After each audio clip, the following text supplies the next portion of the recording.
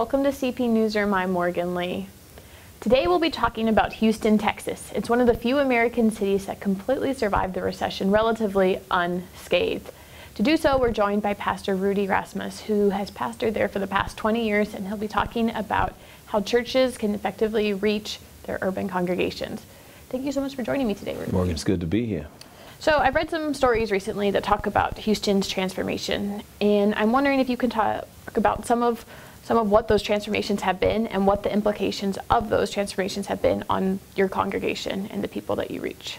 You know, Houston is really a large city and it's growing fast. Probably 2,000 plus families a week are moving there for opportunity. Now whenever that happens, especially in the central business district, there's a sort of a conflux of poor and middle class and wealthy people coming together in the same place, which can create some tension. You know, for instance, in downtown Houston, there have been probably 20,000 new residents in downtown Houston in the last 7 years to move in. And you know, when that happens, I think turf and territory becomes important, which is why you know, I'm talking about the importance of loving, period. For instance, in our city, as wealth is really rampant because of the oil and gas industry is doing really well. You know, we all need that extra fuel. You know, we need that fossil fuel to kind of move our cars and vehicles. So as the city grows, the money is moving.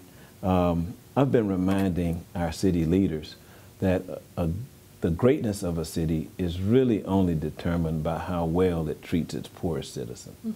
You know, of which that's what I do. You know, for the last 22 years, I've been serving really the poorest people in Houston, Texas, loving those folk like they are millionaires and doing the best we can.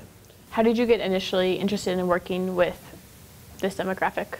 You know, one day I became a Christian.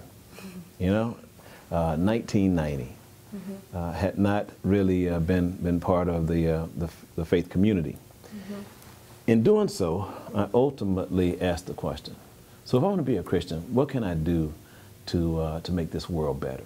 And in that process, I ended up helping my then pastor launch a new congregation in downtown Houston. Now imagine this, we get to the door and there's a homeless man sleeping in the door. At that point, a decision was made. Do we step over this man or do we bring this man into the room? And that's when my service to the poor became a requirement. You just can't step over people, you know, to get to the room to worship God. You bring people with you, right? A little contradictory. A little contradictory. So we brought this guy in and hundreds and even thousands later have followed. And over these 22 years, you know, we've touched a lot of lives, loved a lot of people. Yeah, definitely. Can you give us some more background of what your ministries do and kind of the philosophy that guides them? Yeah, you know, over these years, we have served more meals than a fast food franchise that advertises how many meals they've served. All right, we have served a lot of meals to hungry people, a lot of meals. Now in that, for instance, in one chapter in Love, Period, I talk about one of the challenges, the tension that was created as a result of even serving those meals. So imagine this, in downtown Houston, for many, many years, people have come into the city, and what I call slung sandwiches. You know, they're hungry people, they're well-meaning church folk who, for whatever reason, said, well, you know what, you know, we had this banquet, we had 700 sandwiches left 3 days ago, let's take them downtown and serve the homeless. All right. Well, you know, I started saying, well, that's not really a good idea. You know, then the city leaders said, well, you know what? It does create a problem. So I actually supported the city leaders against some of the faith leaders on how hungry and homeless people are served food. For one reason, when I go into a restaurant, I make the assumption that somebody has looked over management's shoulder from a regulatory standpoint and said, you know what, you should be doing X, the temperature on that food should be X, Y, and Z. But imagine this, for my homeless friends, nobody's looking over the shoulder of the person who's bringing down buckets of spaghetti that's been traveling in the trunk of a station wagon for the last 45 minutes. Nobody asked. All I was saying was, I'm telling you, all I was saying was that a person impoverished deserves the same rights that a person who pays for a meal. And that's loving, period. And that's what I talk about in my new book. Yeah. So as you've seen people come in from the suburbs, whether they're ones that lead existing churches out there or individuals moving into the suburbs and have a desire to help those in the city, what advice do you have for them? Well, I'm going to tell you, Morgan, there's been a big shift to occur. First of all, the suburbs, especially in many cities that I've traveled to, are no longer necessarily the desired places of residence. Because of gentrification, now people want to live in the city. You know, now when people want to live in the city, there's something that shifts. One, there were already an indigenous population in the city. Now their tax base has changed. It's going to cost more for them to live there. The opportunity for safe, affordable housing becomes in short supply. So what happens when that occurs? Well, the suburbs become the new urban area. And that's what I'm seeing all over the country.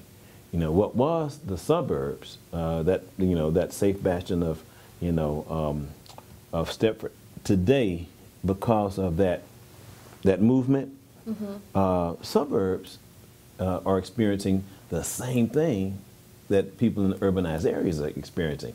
Crime, truancy, challenges in schools.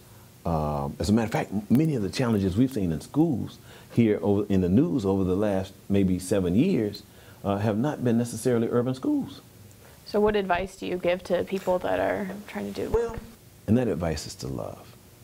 Now it kind of sounds light and fluffy, but what happens, especially speaking to the faith community, what really happens and how does it look if we authentically love God with all our hearts, souls, minds, and strength? I mean, does that mean we literally yield all of our processes, and it's really about processes, to the thoughts of God? And then, how do we apply love to our neighbor as we love ourselves? Well, if I'm going to treat you like I want to be treated, then the stakes become higher on every action and every interaction. As a matter of fact, I'll give you a technique. My Auntie May was really she was a love warrior. That's what I call her, a love warrior. She was about 4'6", a cross between Mother Teresa and Al Capone. Can you put that one together? Right there, hybrid. Okay. She loved hard. What she taught me to do, and this is crazy now, but what she taught me to do was to live my eulogy.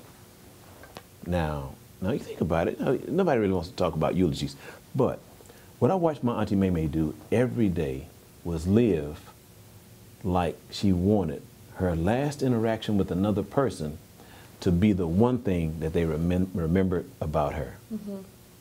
Which meant when she died, all of the people that she had encountered only had some incredible things to say about her.